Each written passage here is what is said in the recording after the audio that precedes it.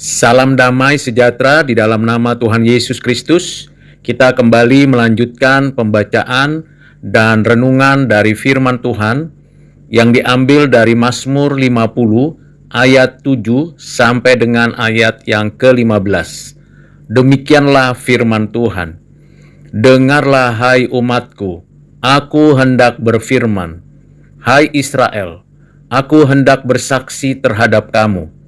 Akulah Allah, Allahmu, bukan karena korban sembelihanmu, aku menghukum engkau. Bukankah korban bakaranmu tetap ada di hadapanku? Tidak usah aku mengambil lembu dari rumahmu atau kambing jantan dari kandangmu. Sebab punyakulah segala binatang hutan dan beribu-ribu hewan di gunung. Aku kenal segala burung di udara dan apa yang bergerak di padang adalah dalam kuasaku. Jika aku lapar, tidak usah kukatakan kepadamu, sebab punyakulah dunia dan segala isinya. Daging lembu jantankah aku makan? Atau darah kambing jantankah aku minum?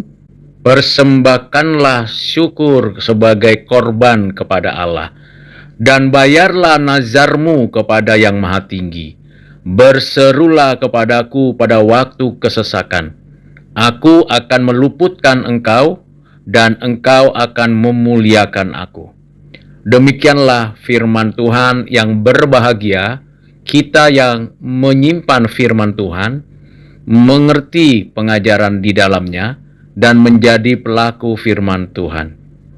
Saudara yang kekasih di dalam Kristus, kita akan menggali temukan prinsip dan pemahaman yang mendalam dari ayat-ayat yang sudah kita baca dan dengarkan dari Mazmur 50 ayat 7 sampai 15. Bagian yang pertama yang kita akan pikirkan, renungkan, dan refleksikan dalam keimanan kita.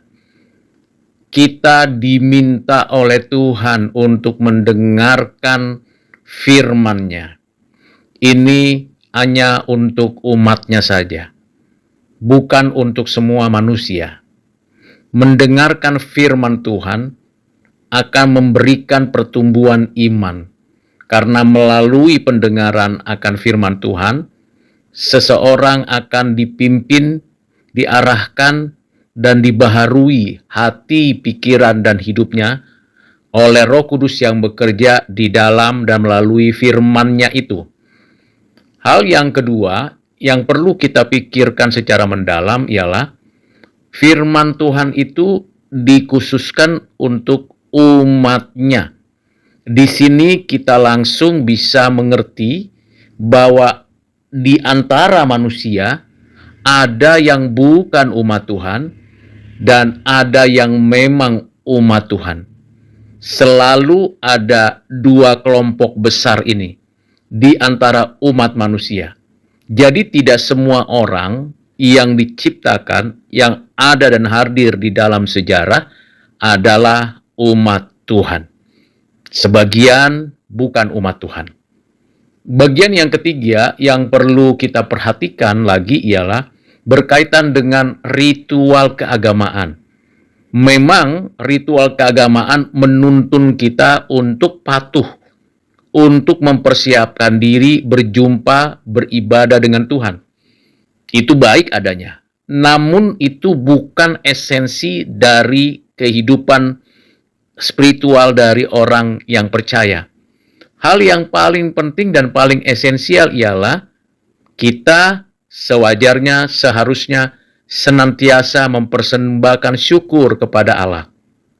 Mengerjakan tanggung jawab kita seumur hidup kita di hadapan Allah. Berdoa, berlaku intim, berbicara intim kepada Tuhan.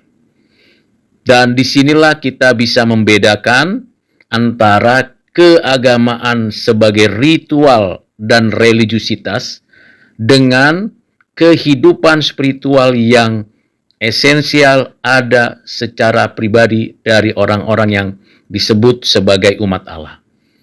Sebagai umat Allah, kita tidak boleh ikut-ikutan seperti kepercayaan kafir, agama kafir, penyembah berhala yang hanya menekankan ritual, menekankan cara-cara beragama untuk beribadah kepada dewa, ilah, dan sesembahannya, atau dengan tujuan memberikan mereka faedah untuk bisa melakukan apa saja untuk kepentingan mereka bisa diterima untuk masa depan.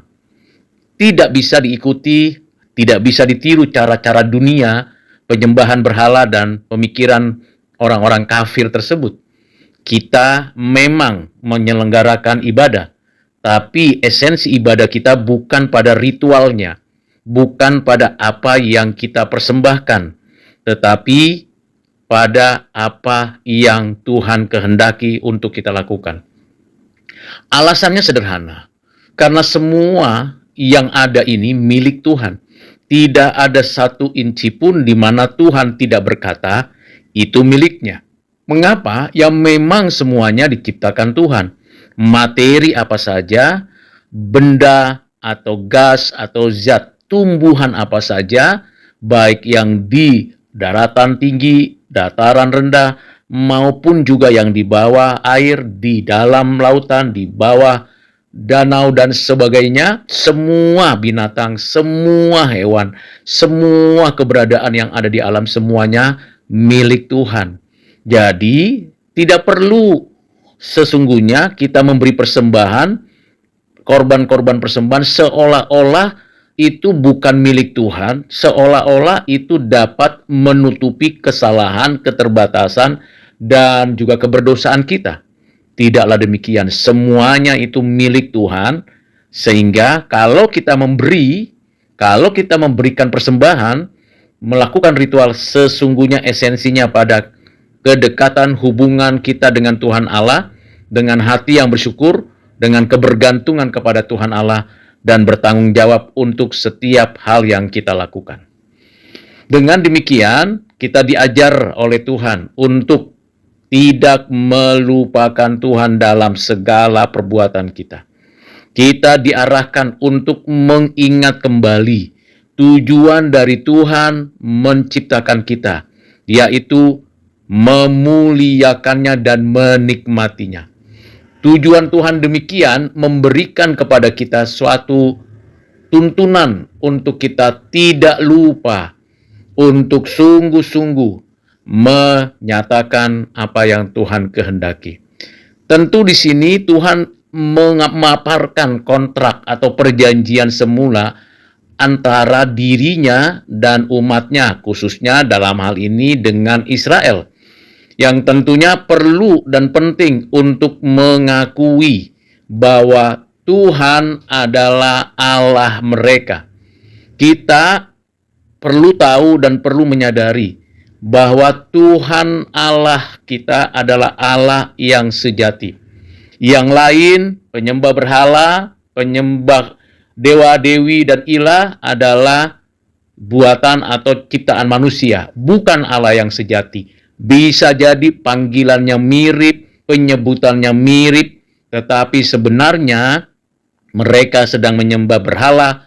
Mereka adalah orang-orang yang beragama kafir, penyembah roh-roh jahat. Beda sekali dengan umat Tuhan.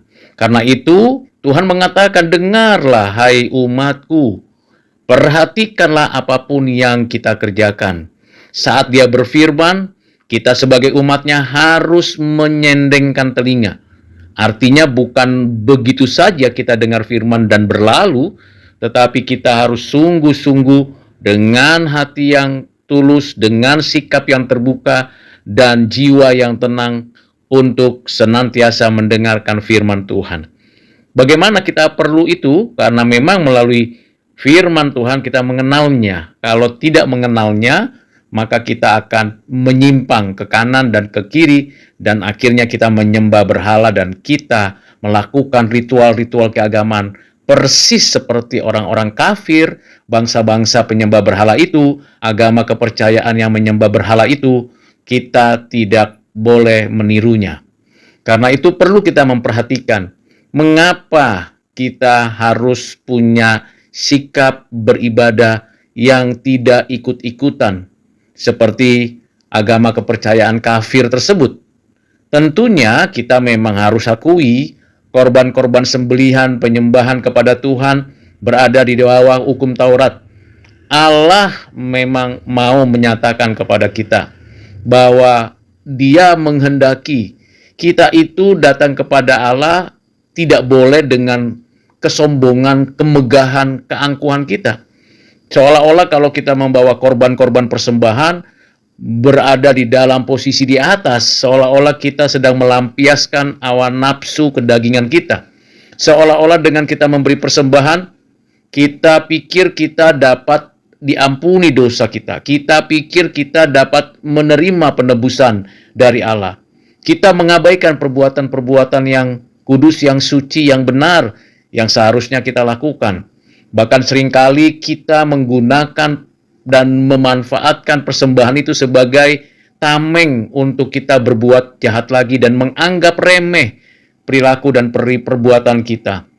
Karena itu, umat Tuhan sering menyangka bahwa Allah banyak berutang budi pada mereka karena berlimpahnya korban yang diberikan kepada Tuhan. Itulah penyesatan dan sesat pikir dari orang-orang yang mengaku beragama, yang mengaku percaya kepada Tuhan Allah, tetapi hatinya menjauh dari Tuhan. Bahkan mereka menganggap Tuhan berutang kepada mereka, sehingga Tuhan harus memberkati mereka. Ini kesesatan dan kesalahan fatal. Dan ini bisa terjadi juga pada umat Tuhan pada saat ini. Seringkali kita mengetahui dan mendengar berita bahwa satu umat, satu kelompok, satu komunitas memberi persembahan kepada Tuhan. Entah di rumah ibadahnya, di rumah tempat mereka menyembah Tuhan, tetapi kenyataannya hati mereka jauh dari Tuhan. Mereka melakukan hal-hal yang buruk, yang tidak berkenan di hati Tuhan, tidak memperjuangkan kebenaran, keadilan, bahkan tidak memanusiakan manusia. Mereka orang-orang jahat yang membungkus dirinya dengan keagamaan dan ritual-ritual. Seolah-olah apa yang mereka lakukan merupakan kebaikan yang menjadi modal mereka diterima oleh Tuhan. Padahal hati mereka tidak seperti itu. Mereka seperti sedang menempatkan Tuhan seperti ilah-ilah yang disembah oleh orang-orang kafir. Mereka seakan-akan sedang mengadakan suatu ibadah yang mirip persis seperti orang-orang kafir, penyembah-penyembah berhala itu. Mereka seolah-olah sedang memberikan ibadah kepada Tuhan, padahal mereka melakukan kejahatan. Mereka tidak menyenangkan hati Tuhan, karena hati mereka hanya ingin membuat Tuhan berada di dalam penguasaan mereka. Ingin Tuhan mengikuti selera dan kehendak mereka sendiri. Disinilah Tuhan mempertanyakan, untuk apa semua korban persembahan itu? Untuk apa semua permohonan itu? Kalau bukan untuk meninggikan dan memuliakan Tuhan.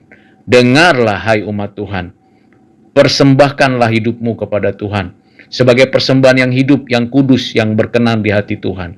Bukan karena banyaknya korban persembahan, tetapi sungguh karena hati kita, penyertaan Tuhan membuat kita mendapatkan pengampunan dosa.